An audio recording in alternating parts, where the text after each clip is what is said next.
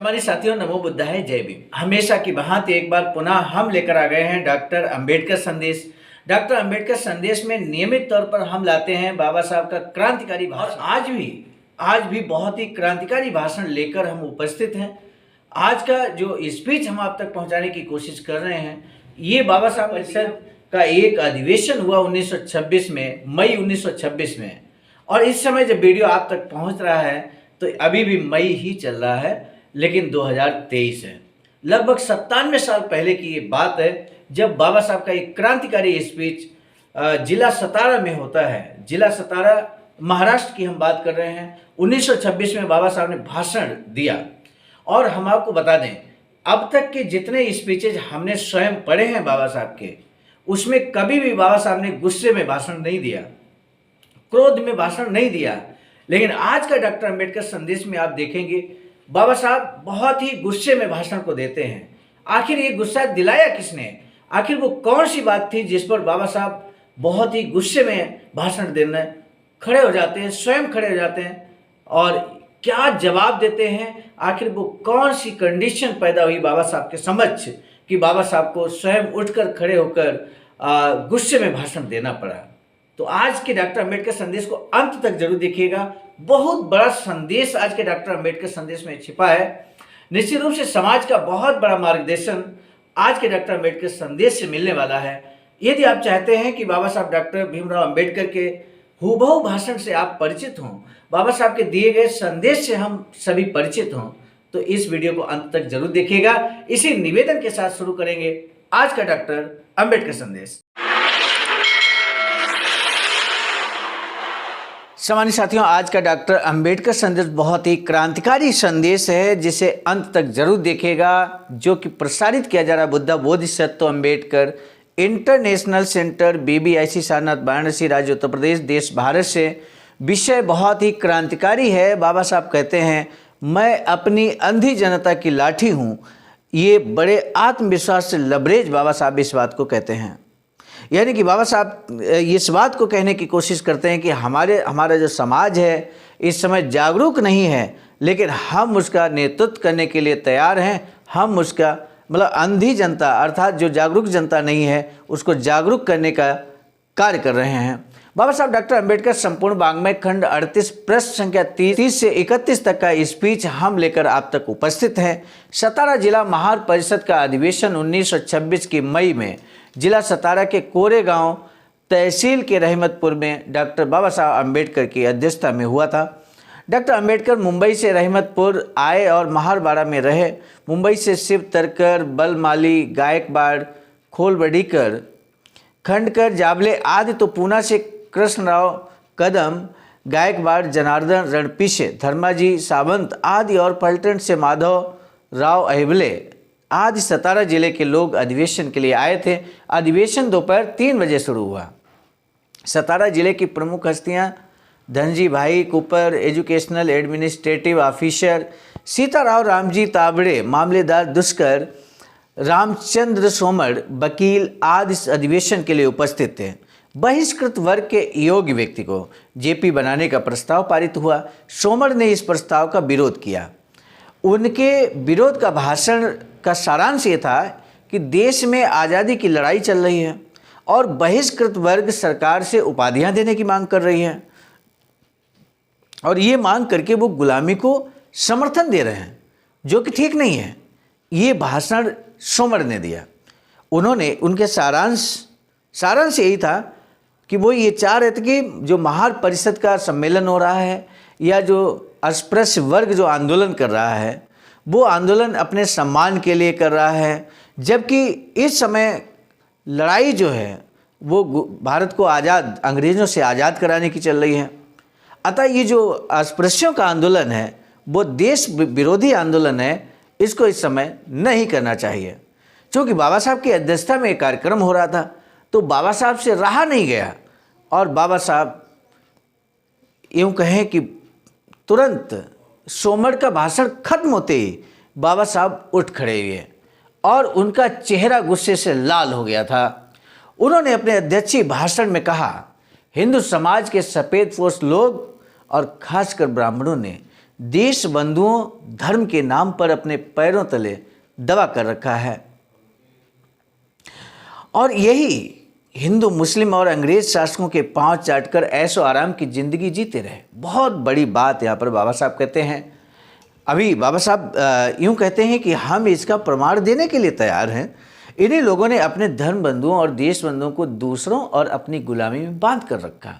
इन्होंने 500 साल गुलामी को कायम रखा और अब यही लोग राजनीतिक गुलामी के विरुद्ध आवाज़ उठा रहे हैं।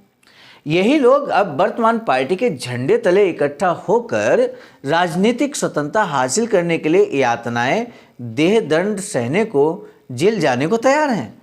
यही लोग अस्पृश्यों को सामाजिक और धार्मिक स्वतंत्रता देने को तैयार नहीं है। बाबा साहब कहते हैं कि ये लोग एक तरफ अंग्रेजों से आज़ादी की मांग करते हैं, राजनीतिक आज़ादी मांगते हैं, और यही लोग अस्पृश्यों को सामाजिक और धार्मिक स्वतंत्रता देने को तैयार नहीं है। इन लोगों ने बाबा साहब कहते हैं कि जिस तरह से अंग्रेजों ने हमारे देश पर कब्जा कर रखा है, ठीक उसी तरह से इन लोगों ने अस्पृश्यों पर कब्जा कर रखा है। उनका शोषण कर रहे हैं, उनको यातनाएं दे रहे हैं और उनको किसी तरह की आज़ादी देने के पक्ष में नहीं है, न सामाजिक न धार्मिक। ये बात बाबा साहब बहुत बड़ी बात यहाँ पर कहते हैं। इन लोगों ने सारे देश और जनता का हर तरह सत्यानाश किया है। यदि किसी को मेरे इस बयान के बारे में ऐतिहासिक जानकारी चाहिए हो तो बाबा साहब कहते हैं कि मैं देने को तैयार हूँ। मेरा कहना झूठ है ऐसा अगर किसी को यहाँ पर कहना हो तो बताइए, मैं उसका खंडन करने के लिए तैयार हूँ, स्पष्टीकरण देने के लिए तैयार हूँ। जैसे जैसे अस्पृश्यों के हाथों में आर्थिक सत्ता और संपत्ति आएगी वैसे वैसे उनकी प्रगति होती रहेगी। जेपी होना या विधायक होना, सांसद होना प्रगति हासिल करने के साधन हैं और हमें उन्हें हासिल करना ही चाहिए। बहुत बड़ी बात, बहुत बड़ा संदेश बाबा साहब यहाँ पे देते हैं।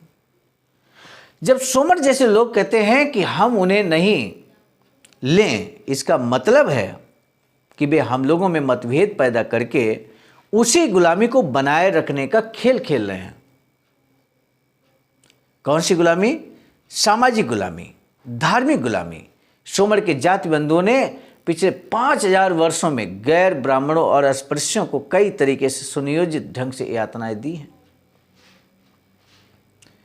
सोमर के सामने ही बाबा साहब का एक भाषण होता है, गुस्से में दिया गया भाषण, लेकिन आप देखिए एक एक शब्द बहुत ही सटीक शब्द से बाबा साहब वार करते हैं भाषण के द्वारा। बाबा साहब कहते हैं कि उनके ही जाति बंधुओं ने पुराण आदि धर्मशास्त्रों में लिखा है कि आपको धार्मिक अधिकार नहीं है और आप लोग ब्राह्मणों से नीच हैं, और फिर शासकों से उस पर अमल कराया। अब वे कहते हैं कि देश अभिमान केवल ब्राह्मणों में पाया जाने वाला सद्गुण है, इसलिए ब्राह्मण देश के लिए जेल यात्रा, यातनाएं और फांसी आदि सजाएं भोगते रहे हैं। यदि गैर ब्राह्मण और अस्पृश्य सजा पाने के लिए आगे आने लगे तो यही ब्राह्मण कहने लगेंगे कि तुम्हें राजनीति की समझ नहीं है, तुम्हें राजनीति समझ में नहीं आती, सरकारी नौकरियों के सारे महत्वपूर्ण पद खुद के पास रखे हुए हैं, और यदि गैर ब्राह्मण और अस्पृश्य उन्हें हासिल करने की कोशिश करने लगे तो ब्राह्मण कहेंगे कि तुम इन पदों के योग्य नहीं हो, एफिशिएंट नहीं हो। कहने के तात्पर्य ये है कि अब तक ये सोचकर व्यवहार करते रहे कि राजनीति, धर्म आदि में हम ही श्रेष्ठ हैं और सब कनिष्ठ हैं, छोटे हैं। इस कारण उनमें मानसिक उदंडता, मुंहजोरी और बौद्धिक बेविचारिता आ गई है। गैर ब्राह्मण समाज और अस्पृश्य समाज अर्थात बहुजन समाज ब्राह्मणों की इस मानसिक उदंडता और बौद्धिक बेविचारिता से डरकर भयभीत होकर उनके गुलाम के रूप में अब तक चुपचाप जीते रहे। 1926 का भाषण है बाबा साहब का, मई 1926। इस समय मई चल रहा है, 2023 है, लेकिन 97 साल पहले की बात। लेकिन इन दोनों समाजों को अपनी गलती समझ में आ गई है, अर्थात बहुजन समाज को गलती समझ में आ गई है, और यदि ये दोनों समाज एकजुट होकर यदि आत्म विकास का आंदोलन शुरू करेंगे तो इन सफेद पोश समाज की गुलामी से जल्दी ही मुक्त हो जाएंगे। लेकिन ऐसा होना बहुत कठिन है, क्योंकि मराठा आदि लोग सत्य सदक विचारों की कितनी भी सेखी क्यों न बघारें, लेकिन वे अपनी अभी तक मन और बुद्धि से ब्राह्मणी विचारधारा से गुलाम है। हमारा अस्पृश्य समाज मराठा आदि लोगों की तरफ देख रहा है। मेरा इस समाज से यही कहना रहा है कि आप किसी की गुलामी मत मानो। मैं मन और बुद्धि से ब्राह्मणों की गुलामी से मुक्त हो चुका हूँ। मैं इस जात के नामकरण संस्कार का भोजन हजम कर चुका हूँ। मैं इस जात की रग रग से परिचित हूँ। ये जात सर्वत्र अपना वर्चस्व कायम करने के लिए लोगों को भ्रमित करती रहती है। उनकी बौद्धिक चालाकियों का भंडा फोड़कर अस्पृश्यों को इन लोगों से दूर रखना मैं अपना कर्तव्य समझता हूँ, क्योंकि मैं अपनी अंधी जनता के हाथों की लाठी हूँ। यदि मेरी जनता इस लाठी के सहारे प्रगति की राह पर चलने लगी तो सोमर जैसे भोंदू और भ्रमित करने वाले लोगों द्वारा तैयार किए गए गड्ढों में नहीं गिरेगी। बाबा साहब बहुत बड़ा संदेश देकर अपने भाषण को यहाँ पे समाप्त करते हैं। कहते हैं यदि मेरी जनता इस लाठी के सहारे, जिसकी लाठी मैं स्वयं हूँ, बाबा साहब कहते हैं इस लाठी के सहारे प्रगति की राह पर चलने लगी तो सोमर जैसे भोंदू और भ्रमित करने वाले लोगों द्वारा तैयार किए गए गड्ढों में नहीं गिरेगी जनता। बहुजन समाज को कितना क्रांतिकारी संदेश बाबा साहब ने दिया, बहुजन समाज को जगाने का कार्य किया। आप समझ सकते हैं किस तरह से बाबा साहब समाज के अंदर जन जागरण पैदा करते थे, तब आज जाकर ये सारे अधिकार जिनका हम उपभोग कर रहे हैं हमें प्राप्त हुई है। बहुजन समाज को पूरे जीवन पर्यंत बाबा साहब ने जगाने का कार्य किया। यही है बाबा साहब का डॉक्टर अंबेडकर संदेश। हम चाहते हैं, हमारा ये उद्देश्य है, आवाज का ये उद्देश्य है, भारतवर्ष का हर व्यक्ति जागरूक बने, हर व्यक्ति शिक्षित हो, हर व्यक्ति अपने शोषण के खिलाफ आंदोलित हो, हर बहुजन समाज का व्यक्ति संघर्ष करे, संघर्ष का रास्ता अख्तियार करे और संगठित बने, संगठन में जुड़े। आवाज का बीबी स्त्री आईडासा ऐसे ही संगठन है जो समाज को जोड़ने का काम करते हैं। आप इससे भी जुड़ सकते हैं। हम आपका आह्वान करते हैं जुड़ने के लिए, और साथ ही साथ बाबा साहब के अधूरे मिशन को पूरा करने के लिए हम लोग कटिबद्ध हैं, प्रतिबद्ध हैं। और जो आवाज़ का ऑफिशियल यूट्यूब चैनल के माध्यम से नियमित डॉक्टर अंबेडकर संदेश, ये उसी का हिस्सा है, जन जागरण का हिस्सा है। लोगों के अंदर, समाज के अंदर जन जागृति पैदा हो, ये उसी का हिस्सा है। सम्मानित साथियों, हम आपको बता दें चूँकि आवाज़ का बीबी स्त्री आईडासा बाबा साहब के अधूरे मिशन को पूरा करने के लिए कटिबद्ध है, और ऐसा ही एक अधूरी इच्छा बाबा साहब की रह गई वैचारिकी सेंटर बनाने की, जिस पर आवाज़ का बीबी स्त्री आईडासा के द्वारा 14,000 स्क्वायर फीट जमीन आप सभी के अथक परिश्रम और सहयोग की बदौलत ring road, green city, Faridpur, Sarnath, Varanasi, राज्य उत्तर प्रदेश में परचेज कर ली गई है, और इस पर निर्माण कार्य शुरू हो चुका है, बाउंड्री बन चुकी है और विभिन्न कार्य यहाँ पर चल रहे हैं। यदि आप चाहते हैं कि ऐसे वैचारिकी सेंटर में, जो कि बाबा साहब की अधूरी इच्छा है, ऐतिहासिक निर्माण में आपका भी बहुमूल्य योगदान हो, तो आप भी अपना धमदान दिए गए इस अकाउंट नंबर पर आप कर सकते हैं। आपका हार्दिक स्वागत है, वंदन है, अभिनंदन है। आज का डॉक्टर अंबेडकर संदेश हम आप तक पहुंचाने की कोशिश कर रहे थे मिशन नायक बुद्ध मित्र मुसाफिर सर राष्ट्रीय महासचिव आवाजका की प्रेरणा में, साथ ही साथ परम आदरणीय विजय कुमार बौद्ध जी, जो कि इस डॉक्टर अंबेडकर संदेश के संकलन करता है।